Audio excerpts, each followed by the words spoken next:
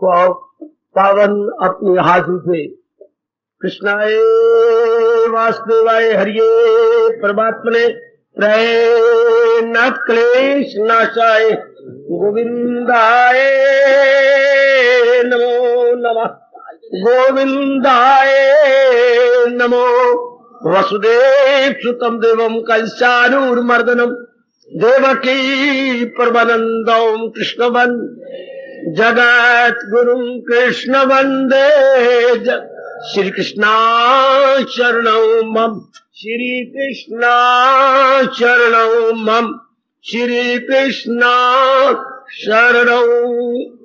अब आप बैठे हुए बच्चे मैं शुरू करूं। बड़भागी गीता के पैरोकार मेरे सज्जनों, धार्मिक भाइयों, बड़े आदर मान सत्कार पूर्वक हम लोग इन दिनों एक विशेष विषय को लेकर अपना समय सफर कर रहे गए।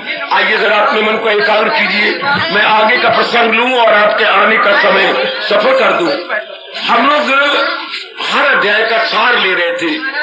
कल हम लोगों ने 18वें अध्याय का सार दिया और विचार विमर्श किया, और बीच में ये आपको बता दिया था कि जो समस्या खड़ी की गई है उस समस्या के बारे में आपको बताया गया।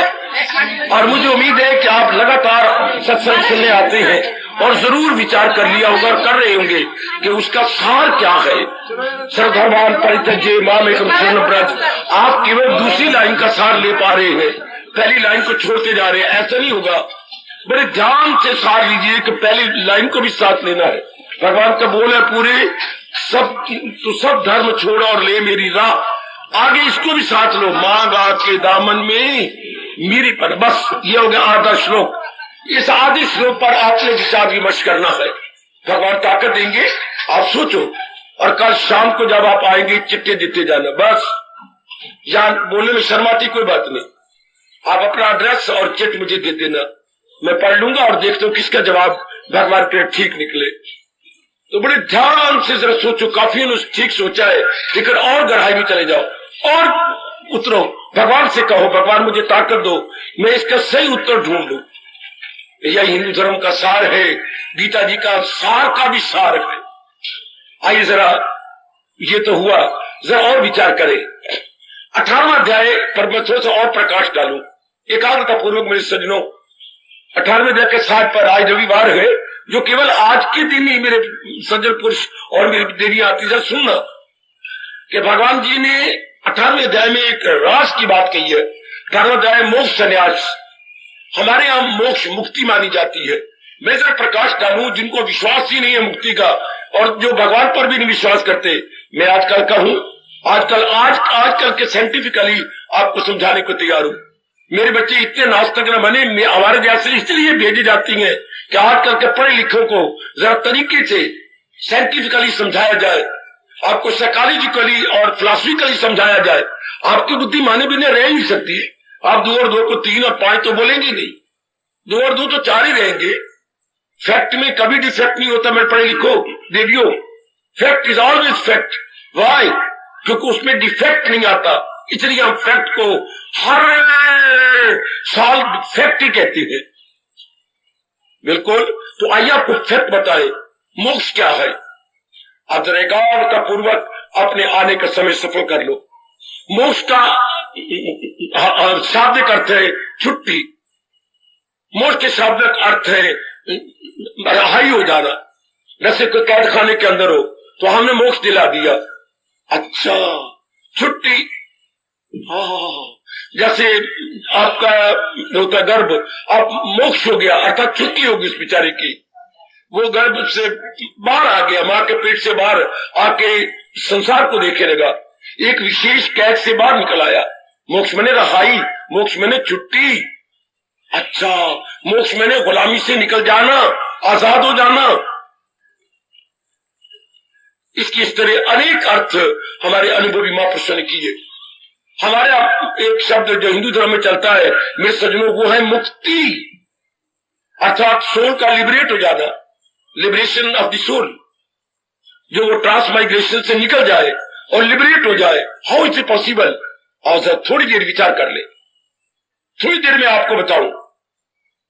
कितना अच्छा हमारे महर्षि वेदव्यास जो हमारे भारतीय सभ्यता और संस्कृति के परम पिता कराते हैं, कितने ढंग से बता गए, कितनी दलीलें दे दे, आर्गुमेंट और लॉजिक दे दे करके, युक्ति युक्त बात करके हमें सोचने के लिए मजबूर कर गए। और जरा सोचे, विचार करें।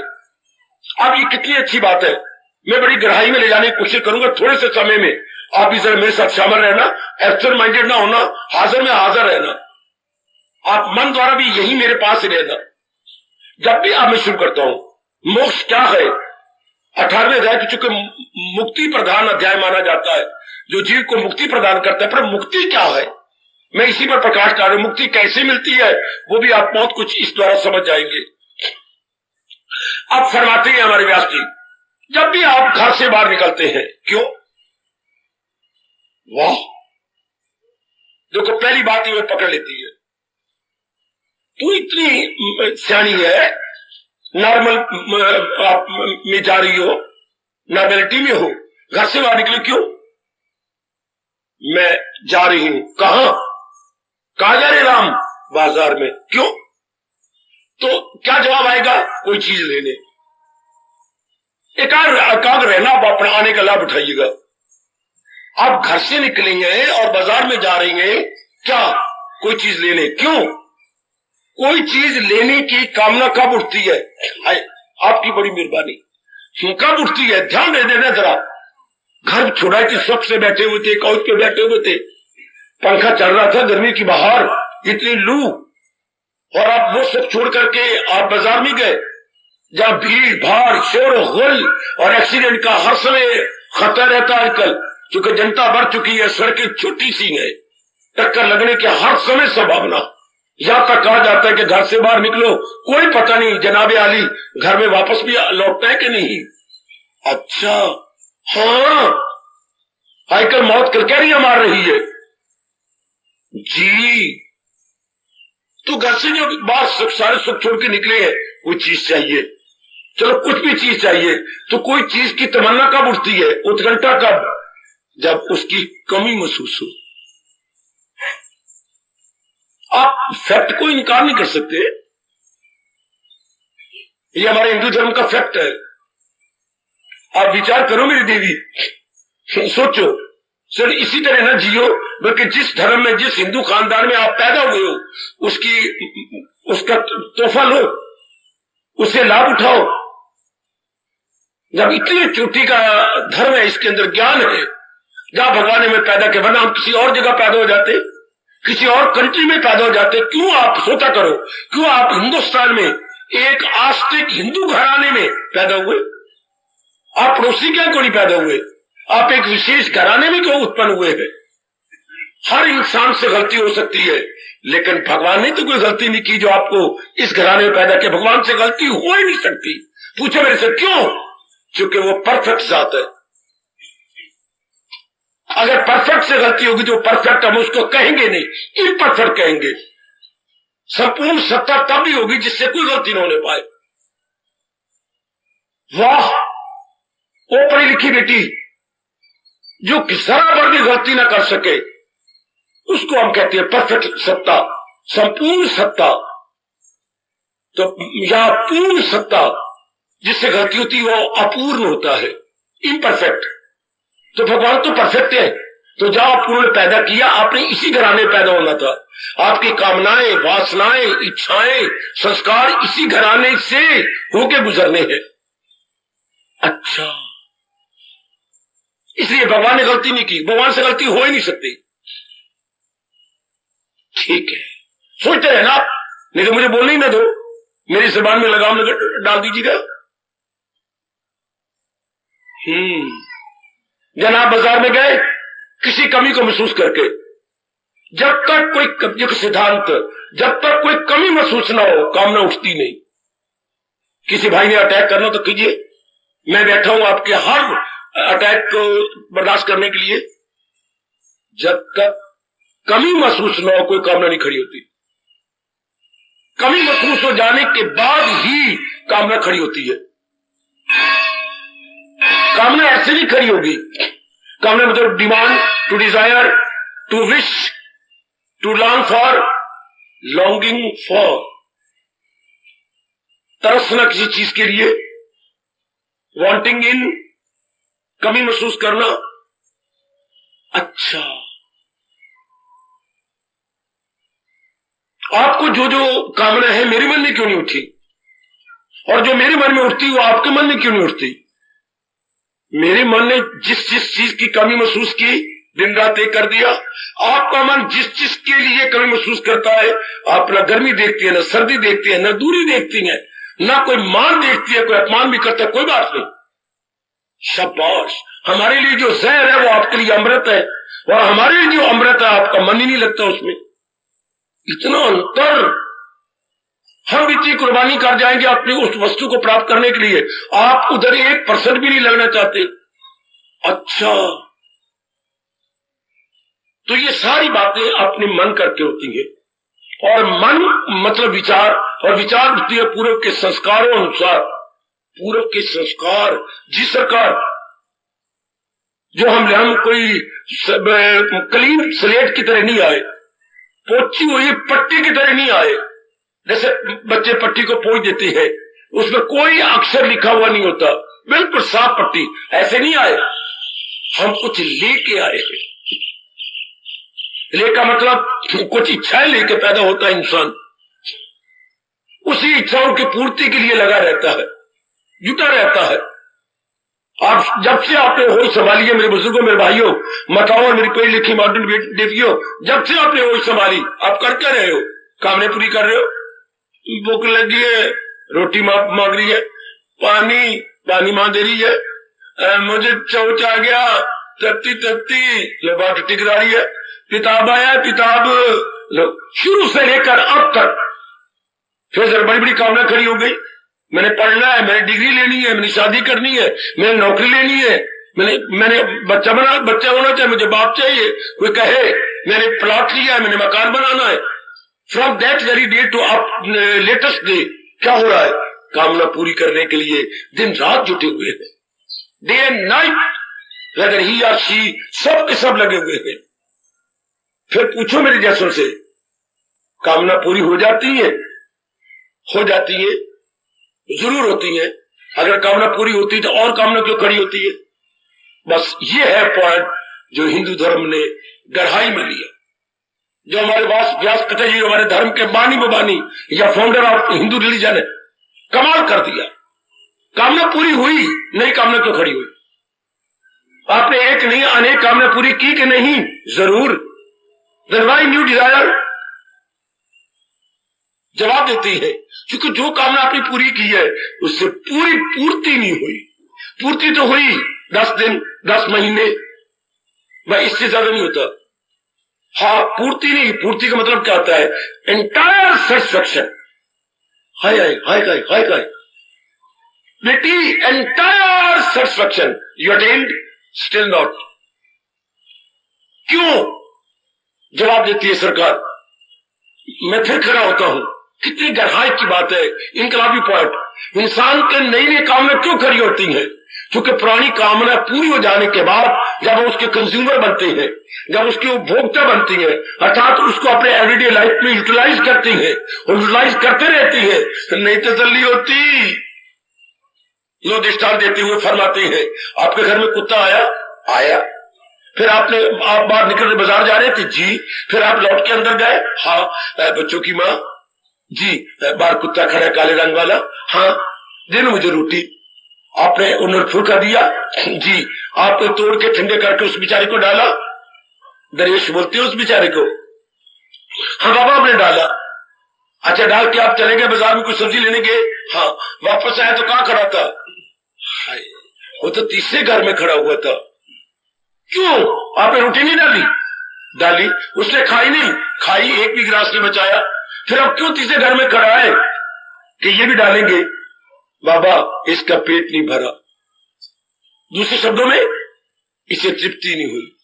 और अगर आप अपने घर के अंदर 2 फुट के 4, 5, 6, 7 खड़ कर देते, आपके घर के सामने बैठकर पूंछ हिला करके अपनी बोली में बोलता, थैंक यू सर, मैं बड़ा कृतज्ञ हूं सरकार, मैं आपका बड़ा कृतज्ञ हूं, अपनी कृतज्ञता को प्रकट करता है।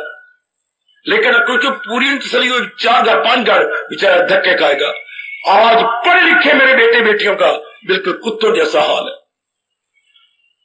क्षमा करना यदि ये शब्द मैं ऋषियों का लगा रहा हूं तो है।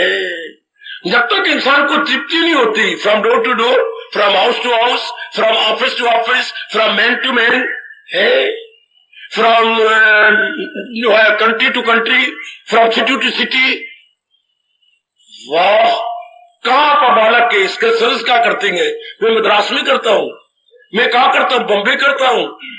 और कितना रिस्क आप लेते हैं, जहाजों में काम करते हैं, नेवी में आप काम करते हैं, कितने आप रिस्क ले रहे हैं, कहां। लेकिन महाराज जी कहते तृप्ति इस तरीके से नहीं मिलनी। क्यों नहीं मिलती? क्योंकि प्राणी पदार्थ अधूरे हैं, इंसान को ये समझ ही नहीं आती।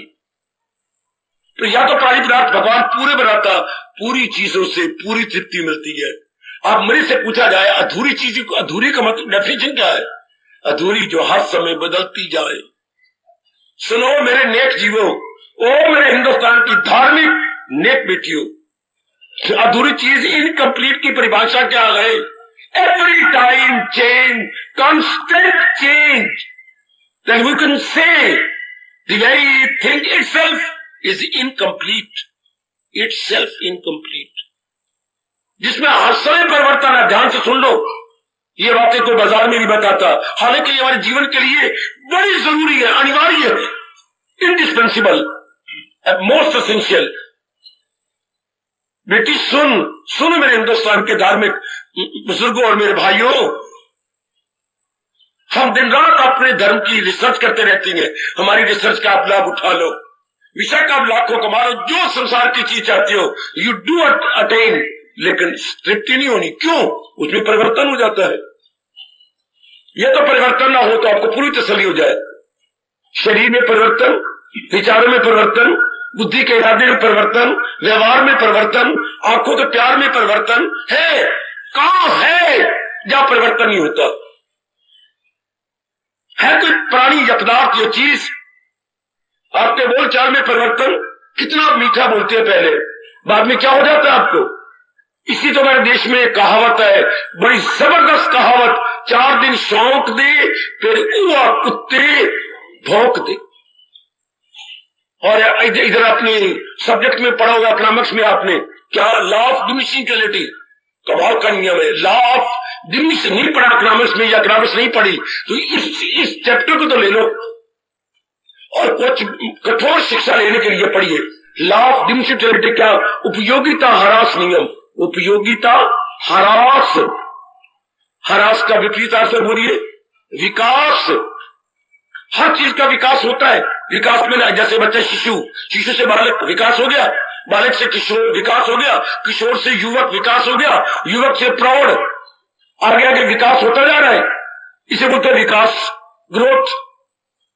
हर चीज का विकास होता है, लेकिन एक समय आता है जबकि दूसरा शब्द है ह्रास होना। ग्रोथ के बाद डिके होती है। मेरे बस की बात नहीं, आपके बस की बात नहीं। मूर्खों ने, फर्क करने वालों ने करोड़ों रुपया लगा दिया, विकास हो पर ह्रास न हो, नहीं हो सका। करोड़ों रुपया पानी की तरह जनता का लगा दिया, लेकिन मिजरेबली फेल्ड। वो ये चाहते थे कि विकास तो होता रहे, ह्रास ना हो, ग्रोथ होती रहे, डिके ना हो। ऐसा कभी नहीं हुआ नहीं। करने की कोशिश की लेकिन आंसू बहा के रह गए। बल्कि कितनी जाने कुर्बान हो गई, कितनी जाने।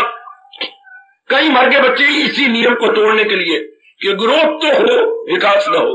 सूरज चढ़ता तो रहे, we can say rising sun, लेकिन ये कभी न कहे सनसेट, ये कभी हो ही नहीं सकता। एक चीज का विकास हो रहा, ह्रास हो।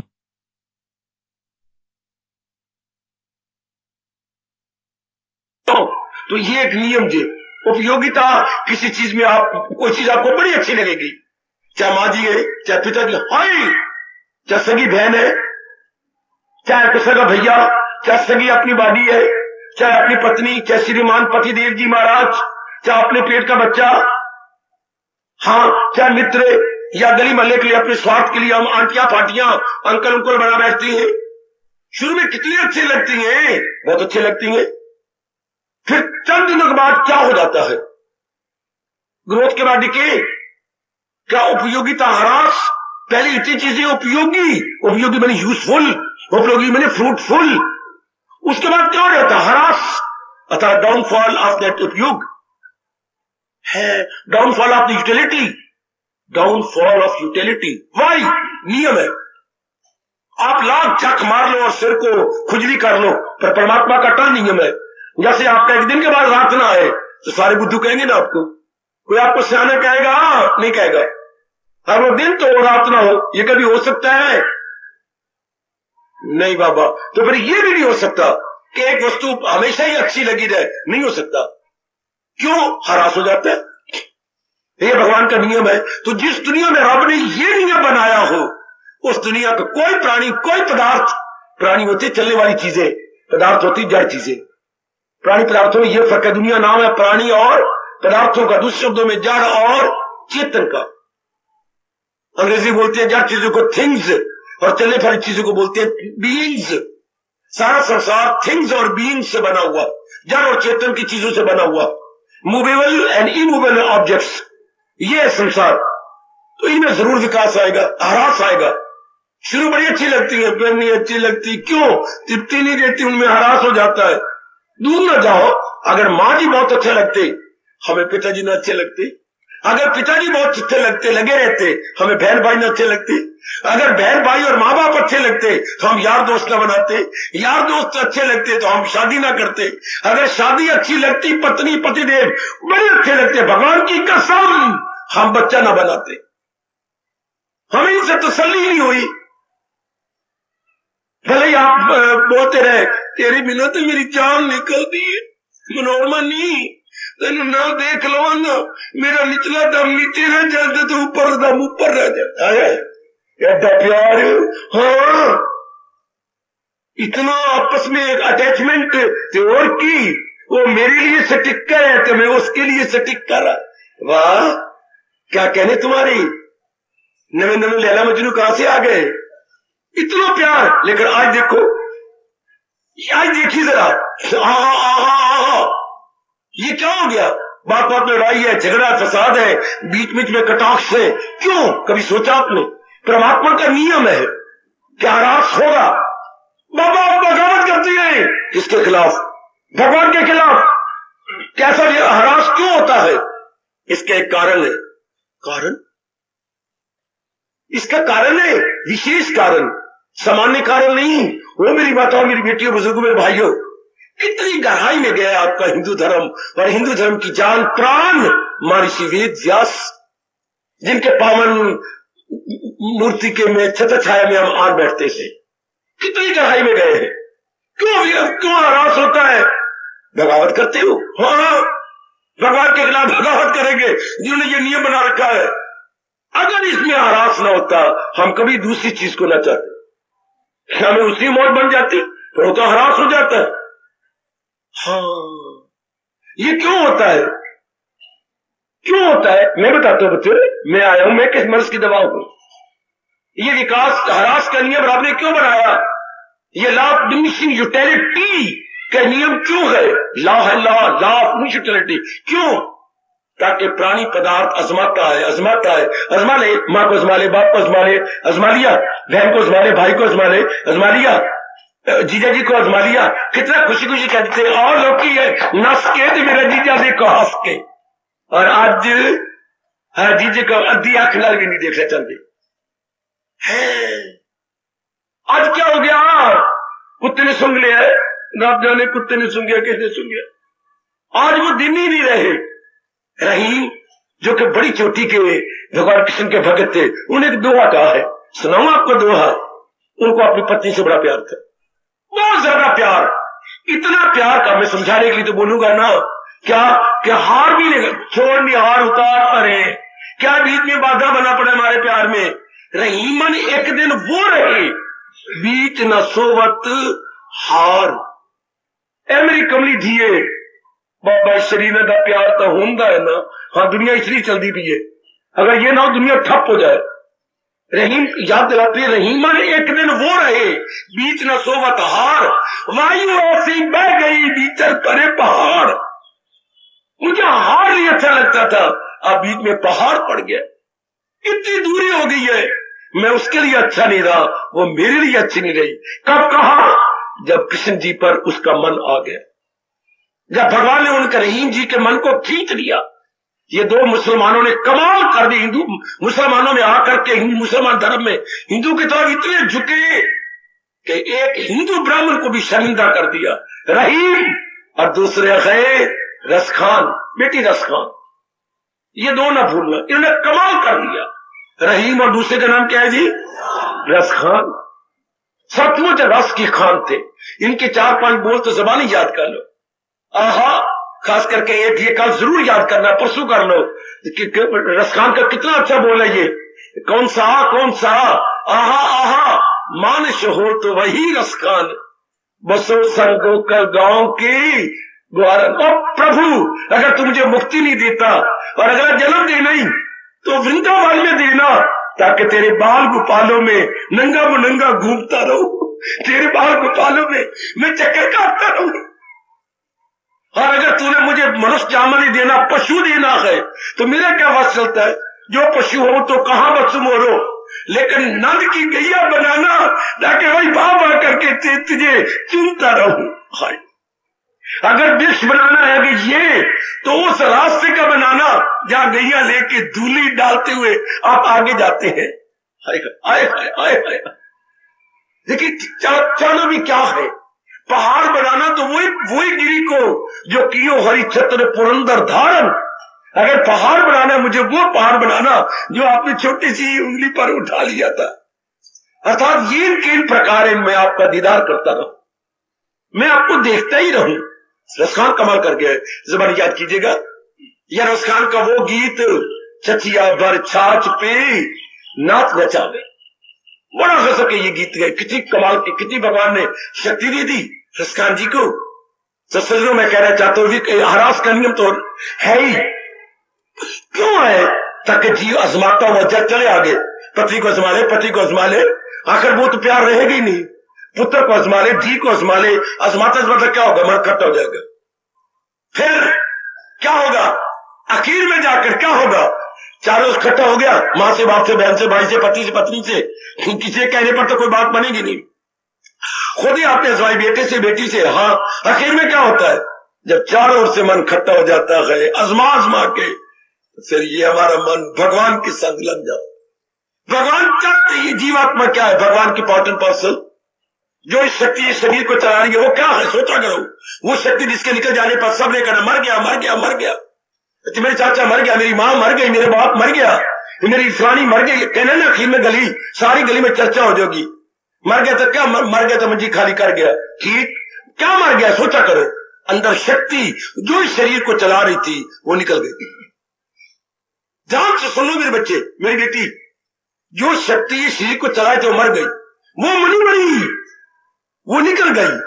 हम गलती से कहते मेरे पिताजी मर गए, नहीं मरे, पिता से शक्ति निकल गई। ध्यान दो मेरे बच्चे, क्या हम ये ज्ञान लेके चले जाएंगे भगवान के पास? आप भी तो हमारे से गिफ्ट ले लो। ये हिंदुस्तान का गिफ्ट है। आजकल जमाना क्या है? गिफ्ट का है। हर बात में गिफ्ट दिए जाते हैं। कल भी यहाँ गिफ्ट दे रहे थे, मैं भी बताऊंगा आपको। यहाँ भी बड़ा कीमती गिफ्ट दे रही है कोई मेरे भाई, देखिए, और शर्त भी बड़ी अजीब लगाई है ना।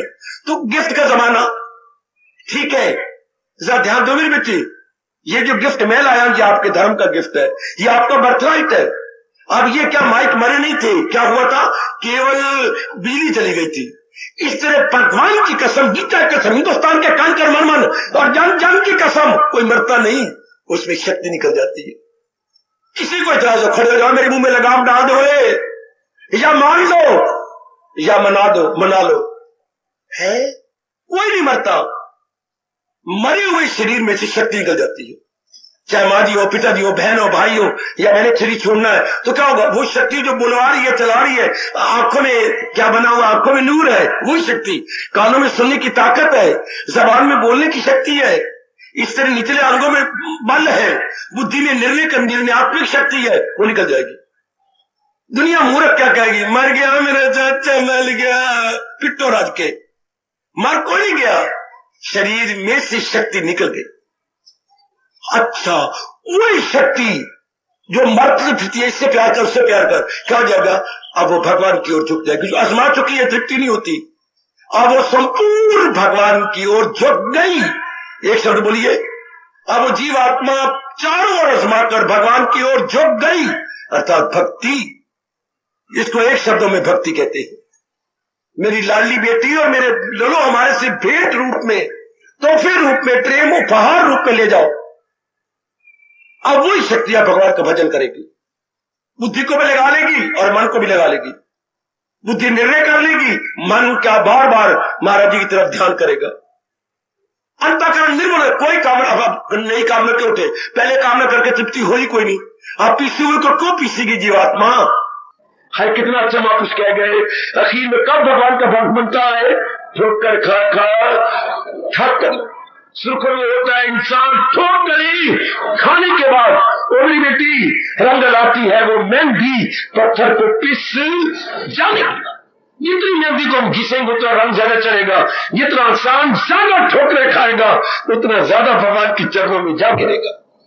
फिर उसे कोई हटा नहीं सकता, कोई रोक नहीं सकता, क्योंकि उसे कहते जन्म हो चुके हैं। आज संसार संबंधी कोई कामना नहीं, आजमा चुका है। आजमाए उसको आजमाए, अर्थात आटी को थोड़ा पिसाने, कनक पिसाने जाएगा, किसी का पिसा बंद जन्म हो चुके हैं। हम फिर बार बार आजमाएंगे, नहीं आजमा लिया। इस अवस्था में जाकर जीव की कामना खत्म। सुन लीजिए, वासना खत्म, इच्छा खत्म है। क्योंकि आजमा लिया आपने। क्या आजमाया? क्या आजमाया? क्या आजमाया? इन तिलों में चढ़िया तेल नहीं। इन चीजों में शांति नहीं। जिन तिलों में तेल ना हो तुमको क्या कहते हो? खाली लो। तो ये चीजें क्या कही? तो बात हमारे आपके लिए खल खली है। खली का काज जिस तिलों में से तेल निकल आए तो खली हो गई। तो आपके लिए संसार खल बन जाता है। हर खान पशु के काबिल होता है, इंसान के योग्य नहीं रहते। वो तेल निकल गया। इसलिए जो रजोगुणी तमोगुणी नाट के रूप में पशु है, वो इन चीजों पर मरेंगे, पर आप नहीं, क्योंकि आपको कर्म तजर्बा हो चुका है। और वो आप क्या शक्ल तो उनकी इंसान वाली है, but they are all animal man. Animal man खुद भगवान गीता में कहती है, क्या क्या बजाय तो हर चंद इंसान, वो देखने में तो इंसान है, आएंगे फिर गल्ला सारे इंसान वाले में, लेकिन बुद्धि और मन इंसान वाली नहीं है, वो पशु वाली है।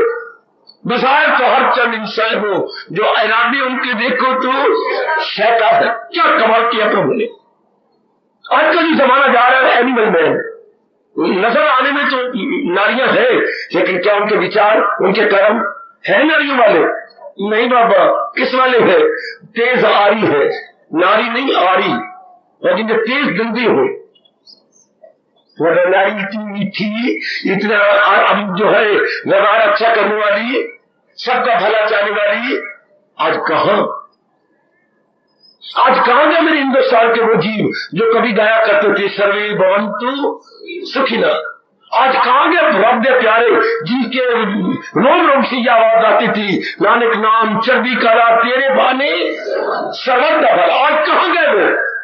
कहां सर्वत का भला चाहते हो? अगर मेरी विशेष शक्ल उनकी तरह बनी हो तब तो ठीक है, मेरे सिर पर एरियल हो तब तो ठीक है, और मेरा बरामदा लंबा हो तब तो ठीक है। मतलब कौन बड़ा चाहता है? कितनी कटरपन आ चुका है। कहां गया गुरु जी का फरमान सबका भला? क्योंकि एक परमात्मा ने सारी एक के राजयोग से सब जग उठियो, कौन भला कौन मंदा। गुरु महाराज जी का फरमान वो, लेकिन आज नहीं है।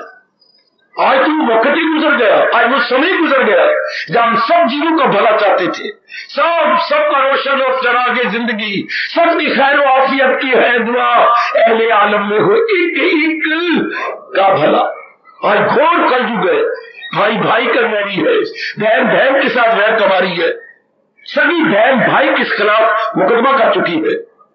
बाबा सची बात, बहन ने भाई को दिया था मकान, अच्छा बाद में बच्चे बड़े हो गए, भाई के बड़े हो गए, बहन ने कहा भैया अब तो अलग प्रबंध कर, मैं क्या अलग प्रबंध कर लूं? बहुत मुझसे समझते हो। बहन ने मुकदमा कर दिया भाई के खिलाफ।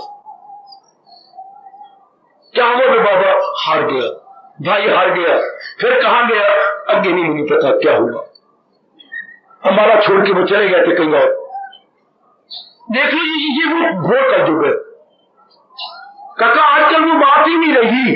तो मैं ये स्पष्ट कहना जिसके चाहता हूं, इंसान चारों ओर से तंग आकर आखिर में परमात्मा का प्यारा बनता है, और क्योंकि परमात्मा एक परफेक्ट जात है इसलिए उसको परफेक्ट शांति मिल जाती है। जब मिलती है परफेक्ट शांति तो समझ लेना अब मेरी जिंदगी के दिन थोड़े हुए। बच्चे ओ मेरी बेटी, ओ मेरे बच्चे, मेरे भैया, जब पूरी शांति मिल जाती जीव अपने आप में आ जाता रहे। जिसका दिल रूह से मतलब जो अपनी आत्मा तुष्ट है उसके दिल थोड़े रह गए। अब क्या होता है, क्या होगा, वो जो जी पहले क्या होता था, वास्तविक कामना लेके बाहर निकलता था, आपके गर्भ में जाता था। अब क्या होगा, भगवान करे, ये जीव जब निकलता तो सर्वव्यापी में समा जाता। ये जो जीव अंदर वाला शक्ति वाला होगा वो सर्वशक्तिमान होता, क्योंकि उसकी कामना नहीं, वासना नहीं, इच्छा नहीं, लेना नहीं, देना नहीं, आराम से रहता है और उसमें समा गया, मुक्त हो गया। इसे बोलते हैं हिंदू धर्म मुक्त हो जाना।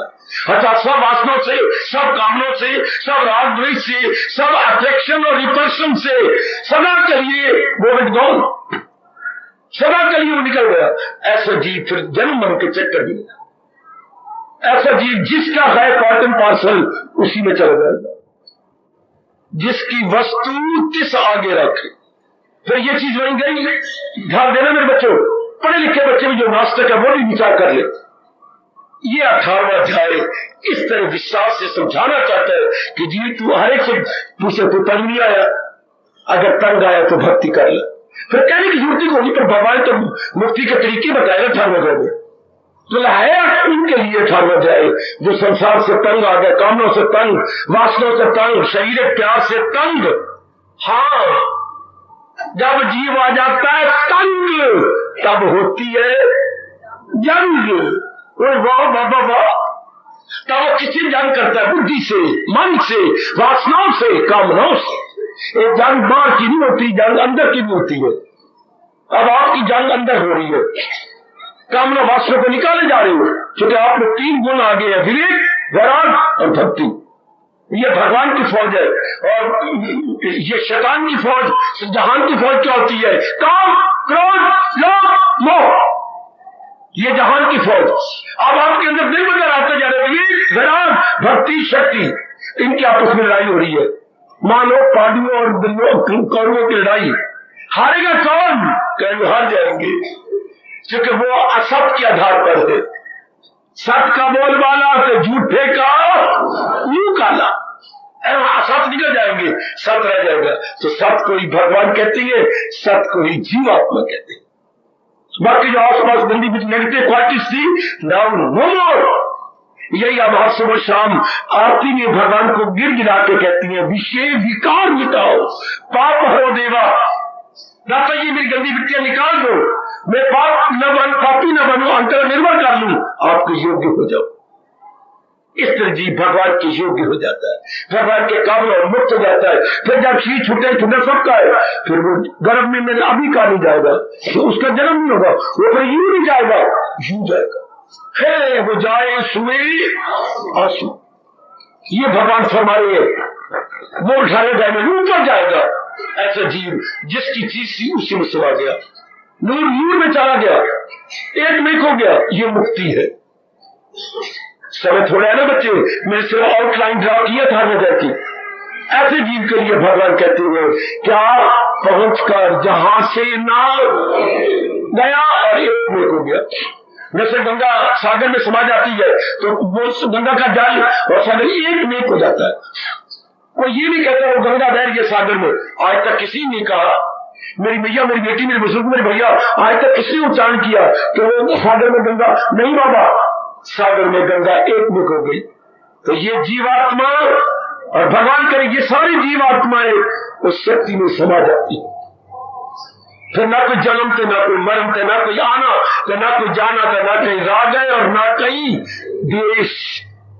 इतने अच्छे ढंग से 18वें अध्याय में हमारे शहंशाह, हमारे सरताज, हमारे मन के राजा, हमारे भगवान कृष्ण फरमाती हैं। ये सबसे बड़ा अध्याय है 78 श्लोक है इसके 18वें अध्याय के।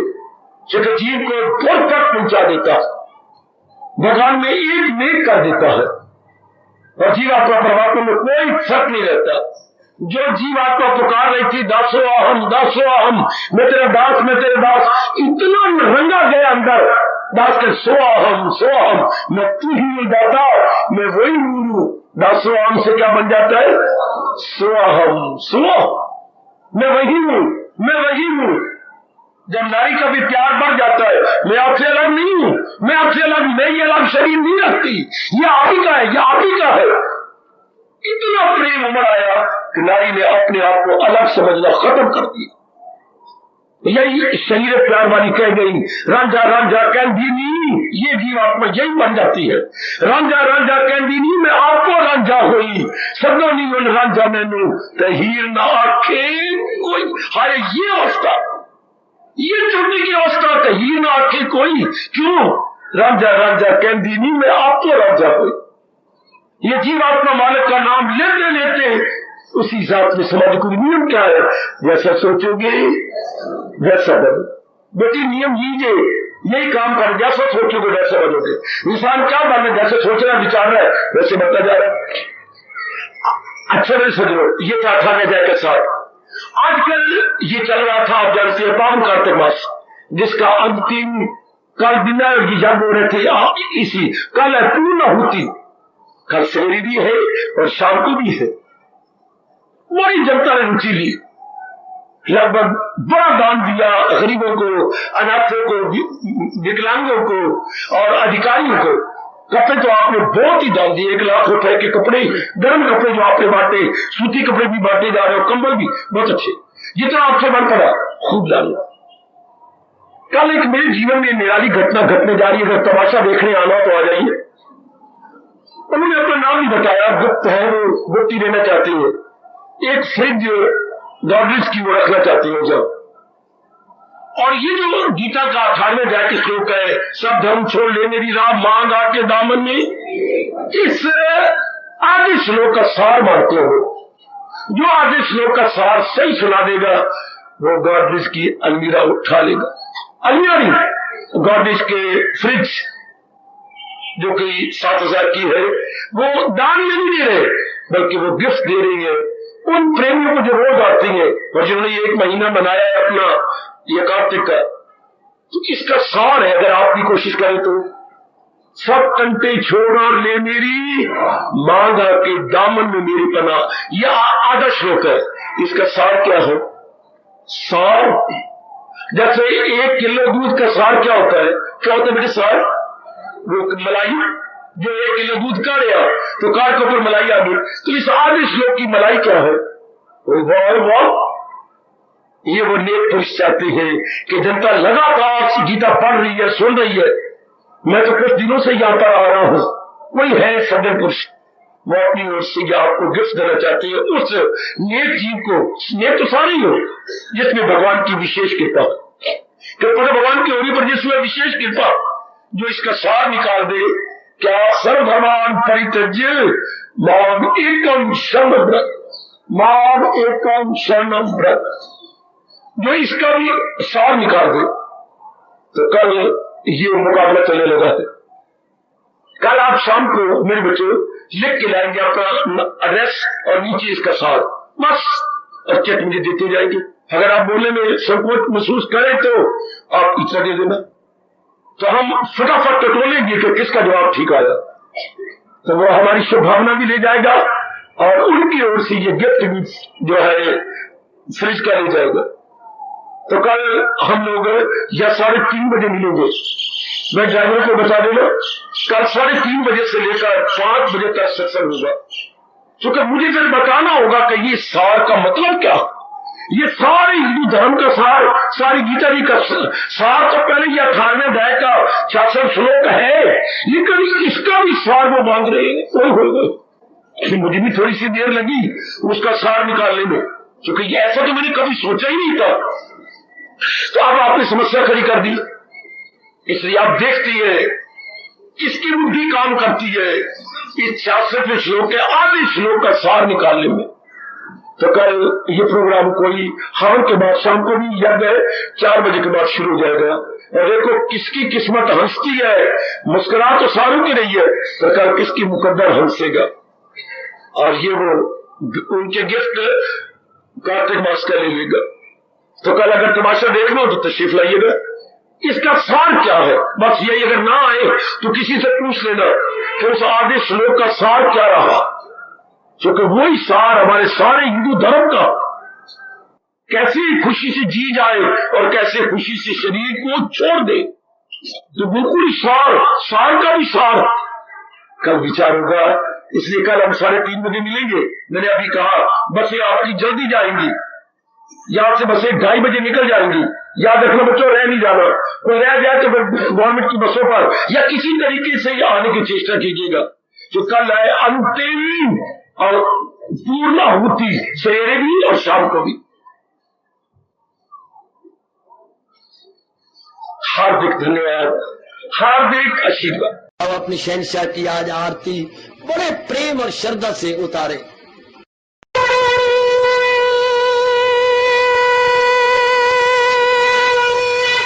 ओम जय जगदीश जय हरे स्वामी जय दीना लात हरे भगत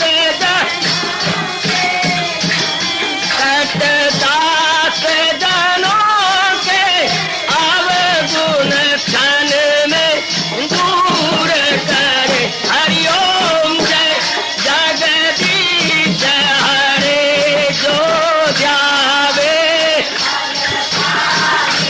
दुख विनिचे मन का दाता, दुख विनिचे मन का सुख सुमति घड़ी आवे, सुख सुमति कष्ट मिटे तन का। हरिओम जय जगदीश हरे कहा तुम मेरे शरण पड़ूं मैं किसकी स्वामी तुम बिन और न दूजा, प्रभु बिन और न आस करूं मैं जिसकी। हरिओम जय जगदीश हरे तुम पूरन परमात्म तुम अंतर्यामी, स्वामी तुम अंतर्यामी। पार परम परमेश्वर तुम सबके स्वामी। हरिओम जय जगदीश हरे तुम करुणा के तुम पालन करता, सब तुम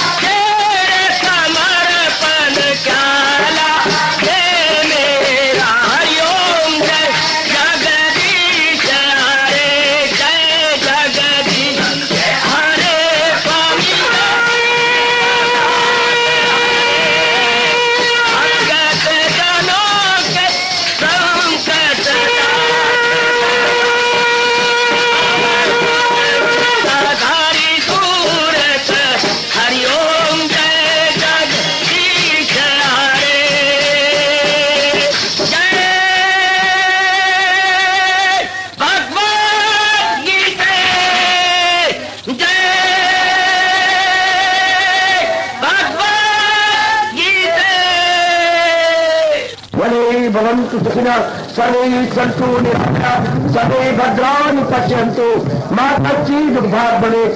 हरि ओम शांति शांति शांति। ओम प्रभु इसलिए भगवान कृष्ण की जगत गुरु भगवान कृष्ण महाराज की सफल करना इसलिए हार्दिक धन्यवाद।